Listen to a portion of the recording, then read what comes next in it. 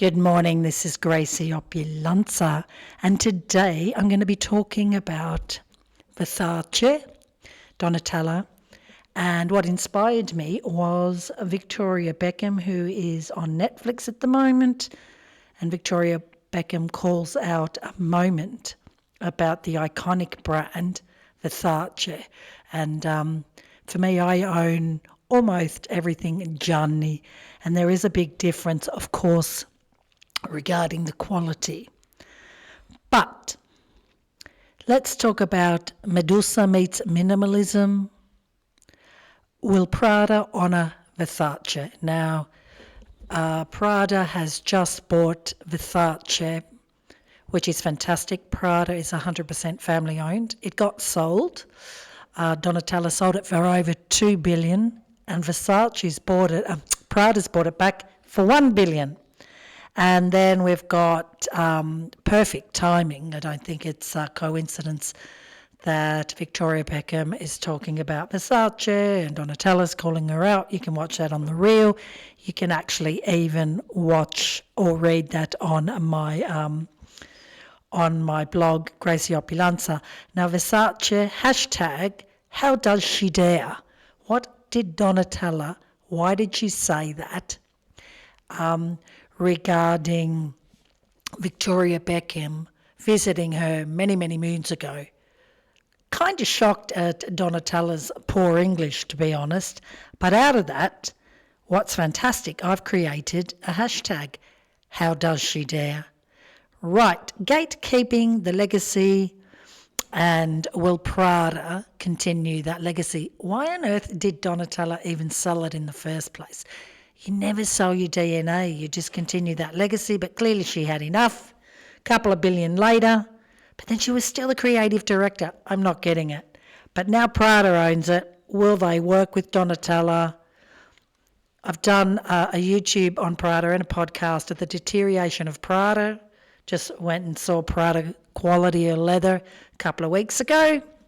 So it's something I'm very passionate about because my whole wardrobe is Italian heritage, Italian vintage, and even Asian vintage. But we'll stick to Prada, we'll stick to Versace. You know, Prada has agreed to acquire Versace from the Capri Holdings. They sold it, they bought it for 1.2 for over $1 billion. And the Capri Holdings bought it for $2 billion. So they've got a bargain. They've bought it for 50%. It's deteriorated. Why? Because fast fashion like Capri Holdings, LVMH, are all about money, fast fashion, mass produce, and it's all about numbers. So, Prada, why on earth did Prada go and buy Versace? Well, they did create Miu Miu and have done very well with that. In fact, Miu Miu, for me, is better quality than Prada. They also have acquired a shoe brand, which I absolutely love. And I, for the life of me, forgotten what it's called, and I own many of them. I'll come back to that. So, Versace's got full control. Now, Prada's got full control of Versace. Now, the expecting closing is, second season of 2025. What happens when Italy's Baroque maximalist icon joins one of fashion's sharpest minimalists? Prada and Versace are completely two different brands. Let's unpack the legacy I love through my own vintage Versace pieces that you're currently looking at now. It's not many, but they are vintage, and they're all, I think bar one, Gianni, iconic, owned. And, is Prada going to protect the myth or rewrite it? Nostalgia isn't bought by Gen Z or younger. They just don't have the disposable income. I mean, I go to Arezzo here, one of the oldest vintage markets in Italy. I just bought a iconic camel coat from Max Mara that commands €3,000. I don't spend that on clothes. I'm 54 years old. My daughters wear mine. I just have never bought and spent money on iconic Italian clothing. I get them at absolute bargains. It's my gift, right? Just never. I haven't even spent €3,000 on a diamond ring yet. Heritage is not a hall pass. Hashtag HowDoesSheDare is, Donatella's hashtag that I've created, but her own words. Today we talk about Versace, now moving on to Prada, and whether the house I've collected for years will be honoured or homogenised. It ain't gossip, it's about who gets to guard the archive and who gets to evolve it.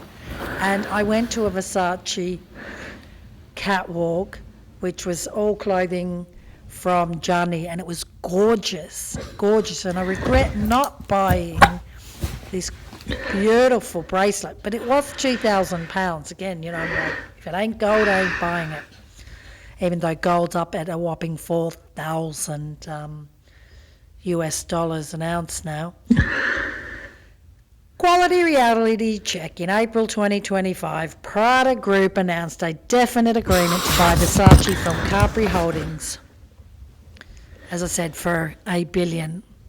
The European Commission has since given the green light, closing it slated for the second half of 2025. That's a new map of Italian luxury, and I think it's fantastic they've allowed it because Prada is 100% Italian owned. The Prime Minister Meloni is so upset that the car Fiat company is no longer under the Italian iconic ownership. Tragedy. Legacy snapshot. Gianni's codes Medusa as seduction, danger, safety pin, audacity, baroque print, sexed up tailoring, pop culture royalty. And if you watch Victoria Beckham, she was given a leather dress that she then made her own. But it's very, very sexual. Versace was definitely under Gianni, who was, just borderline pornography, really. Donatella's stewardship, the celebrity machine, high octane glamour, bodycon power, and the remix of archive pieces for a new audience. That's what she did. So why does it matter what is, Versace is under Donatella, let's face it. Unless you can get your hands off Gianni, which you're looking at Gianni pieces here. The belt is Gianni. The earrings are Gianni.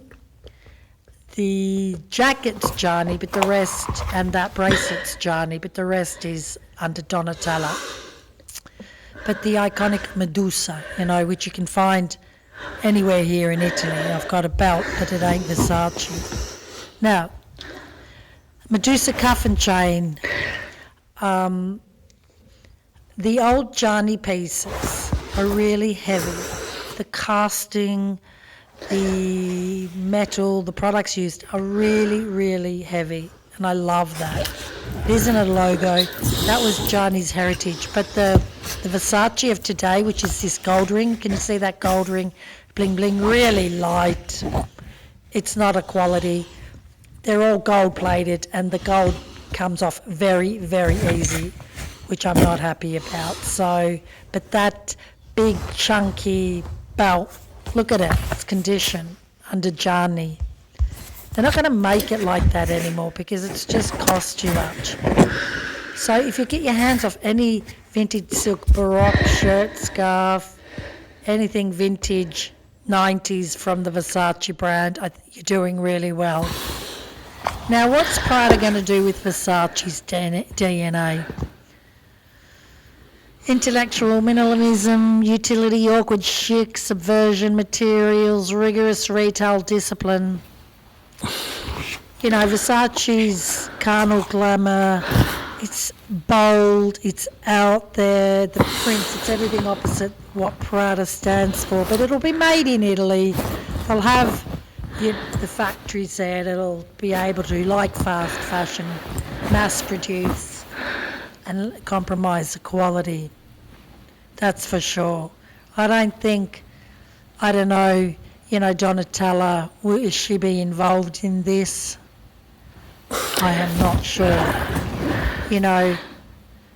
Prada brings operational excellence, supply chain, materials, innovation, global retail, know-how.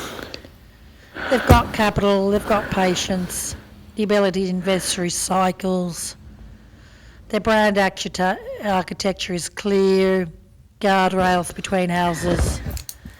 So the identities don't blur. The archives of Versace will be not being mixed into Prada, but then you do have these collaborations, so that'll be interesting if they throw a Medusa on a Prada print scarf. Who knows? It's the same stuff, I'm telling you. I live in Italy, I see it. So the archive data, of course, they're going to go to protect the manifesto. Are people going to buy into Versace because of the Medusa, the prince, the Baroque, the, I don't know if the Versace nostalgia is still something that young generation will go to, people like us in our 50s will gravitate to. The ateliers, the techniques are not going to go like old school. As I said, it's just going to be mass produced, fast fashion, and just pump it out. And there's a Prada outlet here near me. It'll be interesting if we'll end up seeing Versace in that outlet as well. Cultural stewardship, size, gender. Are they going to make plus sizes? Who knows? I doubt it. Just look at the 2025 current Versace runway. Skinny models, anorexic models, unhealthy models are very, very still in 2025 at Paris and Milan Fashion Week. I live in Italy. I see it with my own eyes. They just scoff at overweight people, fat people. I don't care. Even they're very judgmental and experience of that at Pitti Uomo over and over. Again, these are personal experiences. They're not inclusive. So, keep looking at this reel. It's the same reel of my Versace, Vajani owned. Great quality. Heritage is not a hall pass, it's a responsibility. If Prada proves that Italian heritage can be both protected and pushed forward, they'll win. It's not the archive becomes a museum gift shop. Subscribe, share, and send me your Versace stories. Send me, like and subscribe, share me videos, tag me in where you've got iconic Gianni Versace. How would you, if you were Prada, take Versace forward, considering the Capri Group sold it for $1 billion less, right? They weren't caring about protecting the heritage. Hashtag HowDoesSheDare. HowDoesSheDare. But the Capri destroyed it and sold it to Prada. Will Prada, Versace, will the heat survive? Collaborating. Who's going to take over? Are they going to bring out archive-owned vintage pieces? The catwalk that I saw 10 years ago was amazing. The acquisition announcement, deal terms, $1 billion's a lot to invest. So share, like, subscribe. It'll be interesting. I'm watching the space. I'm watching Prada. I've got not much Prada, but the Prada that I have, even that is 11 years old, is gorgeous quality. Not now. In fact, Nonna Donata has a lot of Prada. You can look at her on my YouTube, and she's got gorgeous Prada jackets. I'm going to be in an iconic Arezzo market next week where you can pick up things for 5, 10, 50 euro. I tell you, if I see Gianni Versace, I'm going to buy it. If I see Prada, I'm going to buy it. Anything vintage that's 25 plus years old, even Gucci, I will buy it. Because I'm telling you this, Zara, ever heard of Zara? They can copy anything on that Paris Fashion Week, Milan Fashion Week runway. It'll be there for 3 weeks. And the pockets don't lie. The nostalgia.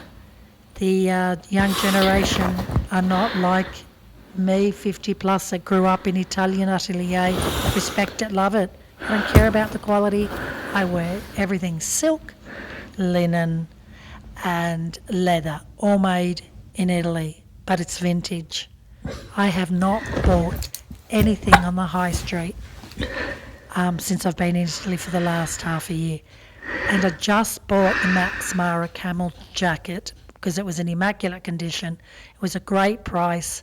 There's no way that I'd ever spend $3,000 on it, but I do love it, and I'm going to mix it with Versace vintage and Yves Saint Laurent vintage. Everything gold plated, unlike the crap of today.